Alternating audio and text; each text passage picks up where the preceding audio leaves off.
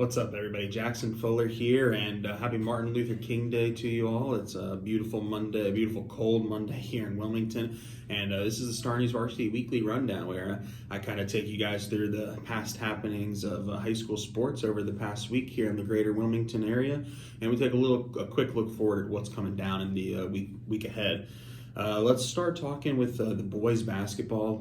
Mid-Eastern Conference, we're halfway through the conference season, and there are 3 teams that all control their own destiny to at least share a conference championship this year.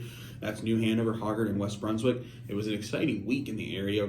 It started off Tuesday with New Hanover upending Hoggard on the road in a dramatic win where the Wildcats were up by, I believe, 16 at one point, might even have been 18. Hoggard comes roaring back, forces overtime. Cam blanks Brady Rankin clutch in the fourth quarter, but then in the overtime period, AD Driver for the Wildcats, a talented sophomore big, made 3 clutch buckets, got to the free throw line another time, and New Hanover pulled out a victory.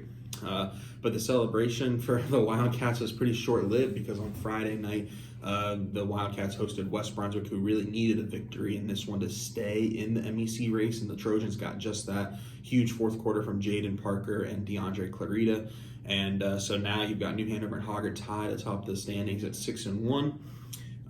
West Brunswick at 5-2, and Laney still in it at 4-3. The Buccaneers started 1-3 in the league. They've won 3 straight games. I wouldn't count them out just yet. I think, if they could rattle off 7 consecutive wins here and get to 11-3, they absolutely have a chance, but they have a very small margin for error. The Buccaneers, last year's second-place team and winner of the MEC tournament. On the girls' side, it's a little more straightforward as of now. Ashley 7-0. They look like the favorite to win the MEC championship this year. The Screaming Eagles handled business on Tuesday at home against Laney. Sanaya Rivers in her first game against her 40 team. Her former team went for a 20-20 double-double. I think she had 26 points and 20 rebounds.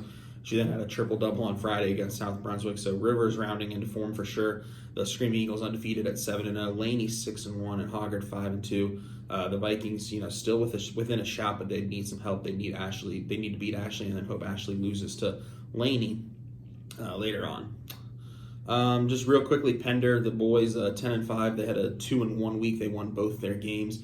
And the conference slate lost to Leesville Road in a close one Saturday. Leesville Road, a really good 4A school with Carter Witt, who's one of the top recruits in the entire country for next year's class. So Jawan Carr, Jaquan Moore, Coach Ray Hankins, the Pender boys are rolling right now.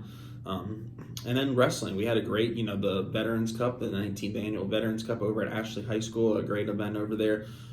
Laney first place finished. The Buccaneers had 7 winners. They finished with 255 points. Ashley finished in second place with 177.5, and they had 2 winners. And then locally, South Brunswick was the final team inside the top 5. They didn't have any winners, but they finished in 4th place. The Cougars have been a very strong 3A team all year in the Mid-Eastern Conference. That's kind of it as far as looking back. Let's look ahead a little bit this week, the big things that are coming down the road. We can start with swimming. The Mid-Eastern Conference Swimming Championships will be Friday night at UNCW. I'll be there covering that event. Hoggard's dynasty, I don't envision that ending, but it could be very close between the Hoggard boys and the Ashley boys. The Screaming Eagles have done a great job this year behind Patrick Furbe and the Butner brothers. They definitely have what it takes to compete right there with the Hoggard boys. The relays and the diving kind of gives the Vikings an edge. Jason Bunn is an automatic points for the Hoggard Vikings. So yeah, it'll be interesting to see how Jeff Settlemeyer, Will Parker, the rest of the Hoggard boys kind of cope with trying to fend off Ashley. The Hoggard girls have been so dominant all year. Don't expect that to change. But as always, Topsail has some very talented girls this year. So does West Brunswick. It should be a fun night of swimming over at the UNCW Natatorium on Friday night. A fun late night of swimming. And then the biggest game of the week is in the private school ranks, Coastal Christian and Cape Fear Academy. The game we always circle here in Wilmington and when it comes to these 2 private schools teams. The girls are both 2-0 in the Coastal Rivers Conference. I think they finished 1-2 last year. Cape Fear Academy, a big favorite. They've ran away from Coastal Christian over the past 2 years, but no Kaya Simpson for the Hurricanes because she's been hurt. Chloe Kern has been playing phenomenal basketball without her. Cape Fear Academy the favorite, but who knows what Coastal Christian can do. I know Brooke Barton and Maya Inslee are playing some of their best basketball just at the right time for Coach Mike Scheffel and the Centurions. And then on the boys' side, Cape Fear Academy 2-0 in the league. Coastal Christian is 1-1. The Centurions had a loss against Harrell's Christian, which was not a great loss, and then a good win against Fayetteville Academy. So Skylar Davies is back. He was hurt for a little while. The Centurions always give Cape Fear Academy a good game on the road. It should be a fun night over there. I'm looking forward to covering that game. Working on a feature story for the Hurricanes as well. So should be a fun night over at Cape Fear Academy tomorrow. Be sure you're following along at StarNewsVarsity for updates. And then Friday night in the Mid-Eastern Conference, not too many highlight games. I'm very interested to see the Topsail Laney scores from over there. Topsail beat Laney earlier this year. If, like I said, the Buccaneers, they could run the table and be MEC champions, probably share the title. But if they want to do that, they have to start it off with a win, getting a revenge win over the Pirates. And then West Brunswick High School at Ashley. The Trojans, a big win at New Hanover. Can they come and do it and get another big win over Ashley?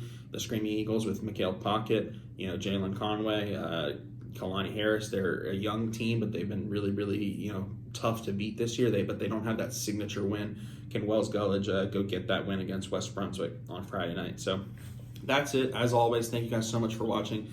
Follow me on Twitter at StarNewsVarsity, Facebook.com/StarNewsVarsity. And if you're not yet, please go subscribe to our StarNewsVarsity newsletter. It's a new focus for me this year. Going to be, if you're signed up and you give us your email and you sign up for the newsletter, every Tuesday and Friday night, you'll have the latest high school news already in your inbox. You don't have to go to our website and scroll and find anything. It will have the top stories that you guys want to read right there waiting for you. I'll give you some analysis on what's going on.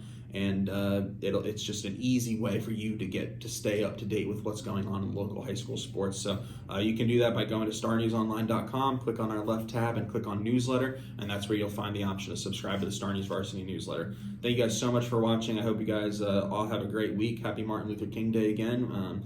Enjoy the no school, and it should be another fun week of high school sports. Really looking forward to the two things I'm covering this week, which are Cape Fear Academy Coastal Christian Basketball and the Mid-Eastern Conference Swimming Championships on Friday. Everybody have a great week.